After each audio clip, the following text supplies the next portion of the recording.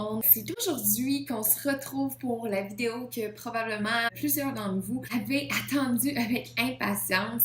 C'est aujourd'hui que je vous parle vraiment en détail du processus pour faire le Bee-Venom Therapy. Donc, je veux vous montrer une session, comment qu'on fonctionne. Vous allez voir, c'est tout simple. C'est ça qui est le plus génial avec le Bee-Venom Therapy, c'est qu'on n'a pas besoin de se casser la tête. C'est vraiment less is more. Moins qu'on en fait, mieux c'est. Donc ça, c'est vraiment génial. On n'a pas besoin de prendre des tonnes d'antibiotiques, de médicaments ou quoi que ce soit pour nous aider à guérir notre maladie. C'est tout simple comme avoir des piqûres d'abeilles puis avoir comme 4-5 suppléments que pour moi sont vraiment essentiels puis qui m'aident beaucoup.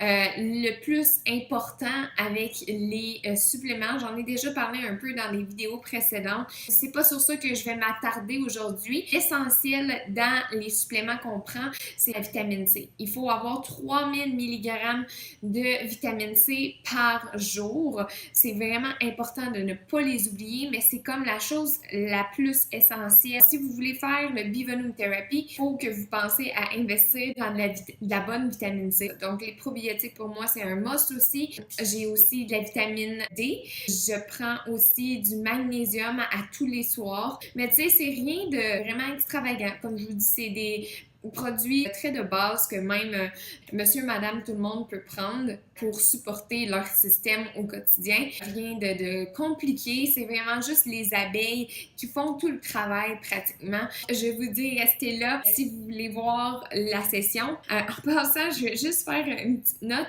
Je sais pas si on le voit sur la caméra, mais aujourd'hui, j'ai une infection aux yeux.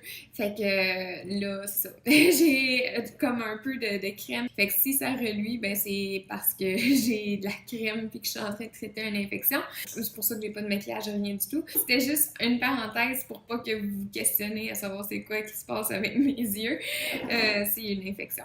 Donc, pour commencer à vous expliquer le concept en soi, pour que vous compreniez un peu plus comment que ça fonctionne, comment qu'on fait pour se rendre à 10 abeilles par session, parce que ça, c'est le but, si vous le savez pas encore, le but du Bee-Venom Therapy pour Lyme disease puis les co-infections, c'est de se faire piquer à 1 pouce de la colonne vertébrale, donc de chaque côté de la colonne vertébrale à 1 pouce environ. Ça peut un petit peu varier, là, mais c'est ça l'idéal.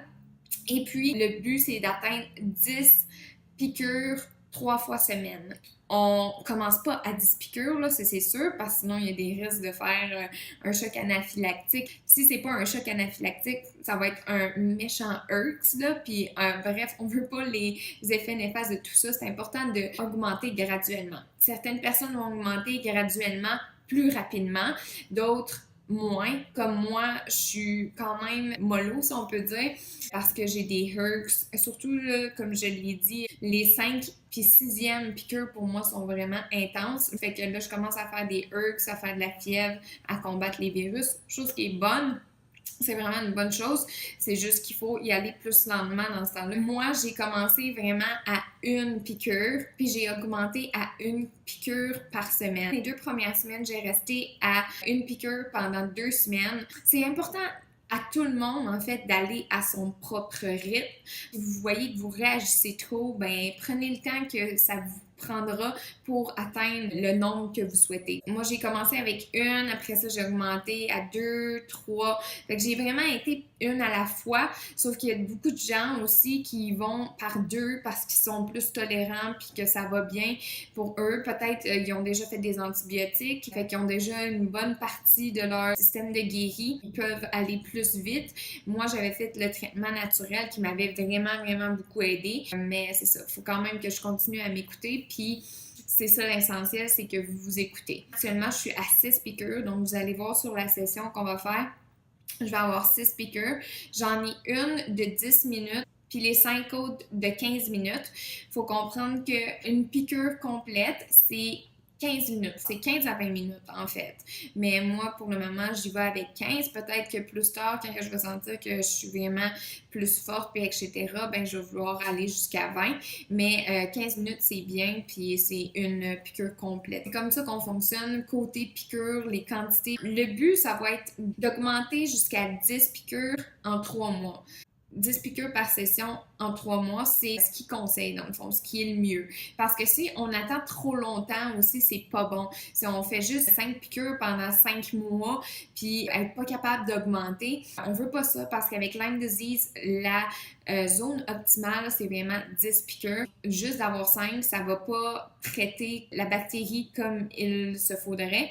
Donc, c'est pour ça qu'on veut pas non plus attendre là, des lustres avant d'atteindre le 10. Sans plus tarder, je vous parle des outils que vous allez avoir besoin, comment je pourrais dire, du matériel que vous allez avoir besoin. Une fois qu'on a la base, on n'a pas besoin là, de beaucoup de choses. Puis qu'est-ce qui est le fun, c'est que les abeilles, c'est pas demandant là, côté entretien. On n'a pas besoin de faire grand-chose pour les combler, dans le fond, puis les garder en vie, puis en prendre soin. Donc, ça, c'est génial aussi. Je vous montrerai pas mes abeilles, je vais les montrer dans ma session, comment on les manipule et etc. Pour le moment, j'aime mieux les garder dans la noirceur parce que les abeilles, c'est super important qu'on les mette dans la noirceur. On veut le plus possible économiser leur énergie, puis c'est dans la noirceur qu'ils sont bien.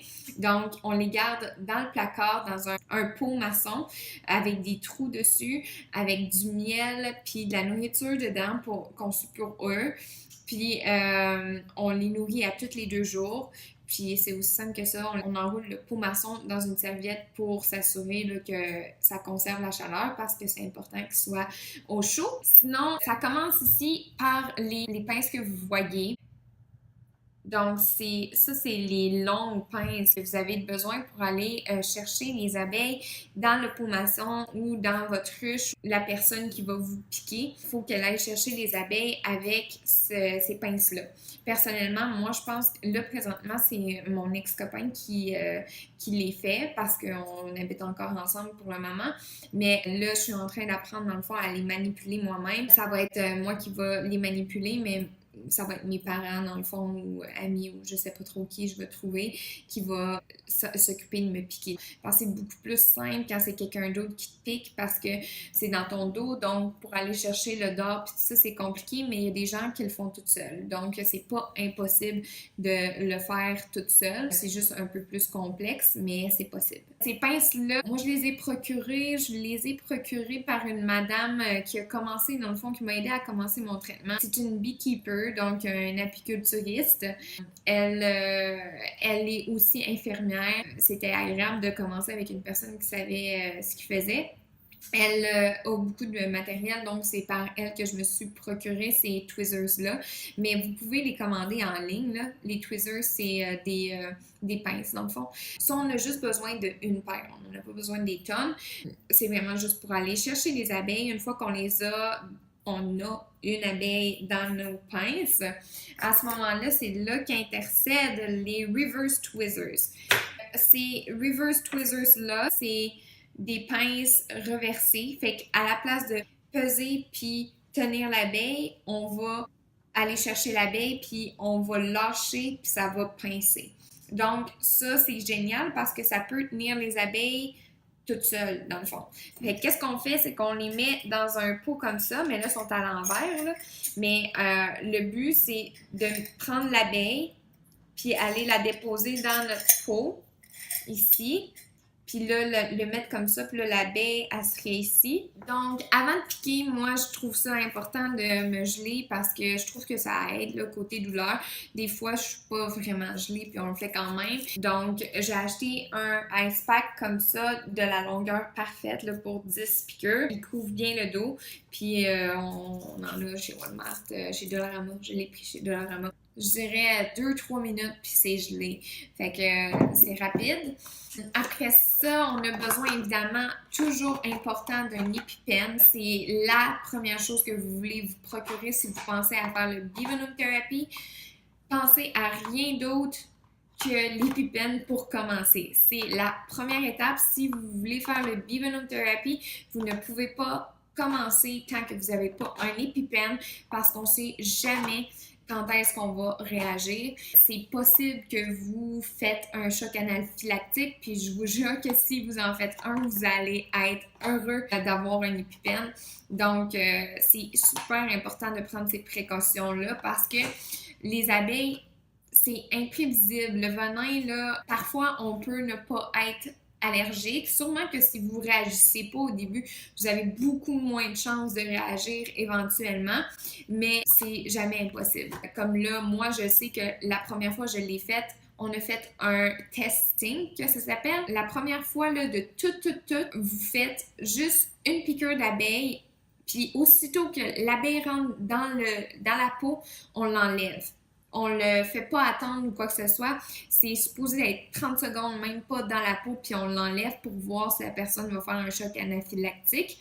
Et si la personne ne réagit pas à ce moment-là, ben là, après ça, elle peut avoir sa première vraie piqûre. On commence pas à faire 2 piqûres si on n'est même pas sûr qu'on fait pas d'allergie. C'est super important de suivre la logique des choses dans le fond. Après ça, on a besoin du tape. Et quand que vous allez commencer à piquer, peut-être pas les 2 premières semaines, mais après 2 semaines, 3 semaines de piqûres, 3 fois par semaine, vous allez commencer à avoir les histamines dans le tapis et ça va vous piquer en Moses. C'est la phase la plus désagréable, je trouve.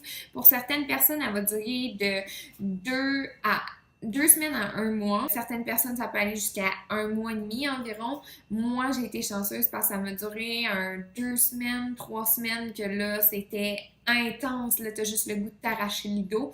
Mais je pense que qu'est-ce qui a beaucoup aidé pour moi, c'est que j'ai pas gratté une seule fois. Je grattais pas. C'est des bandelettes stabilisatrices pour, mettons, quand tu te blesses d'un genou ou quoi que ce soit. La compression que ça va faire sur tes muscles, ça va aider à ne pas, à réduire l'inflammation, si je me trompe pas, là, qui cause le goût de te gratter. Donc, pour moi, c'est ça qui a marché le mieux. Comment que ça fonctionne, c'est pas compliqué. On prend des petites bandelettes, je pense que j'en ai pas, là. On coupe des petites bandelettes, la longueur qu'on a besoin. On les met à la verticale, chaque côté de notre dos, pour que quand on se penche, on puisse se pencher puis que ça ne décolle pas. On met de l'huile de coco, puis après ça, on met les bandelettes, parce que l'huile de coco, ça va. J'ai ça aussi ici. Ben là, je le mets dans un autre petit contenant là, pour aller piger dans mon huile de coco que je fais à manger. Mais j'en mets dans un petit pot. Puis l'huile de coco, ça va vous aider à cicatriser. Et ça aide aussi, je trouve, pour quand ça pique. Les bandelettes par-dessus l'huile de coco, étonnamment, ils tiennent bien, là. Même que je trouve que ça l'aide à adhérer. Donc, les bandelettes, c'est vraiment un must si vous commencez à vouloir vous gratter. En plus, ça vous empêche d'aller vous gratter sur la piqûre et tout. Donc, ça, c'est super.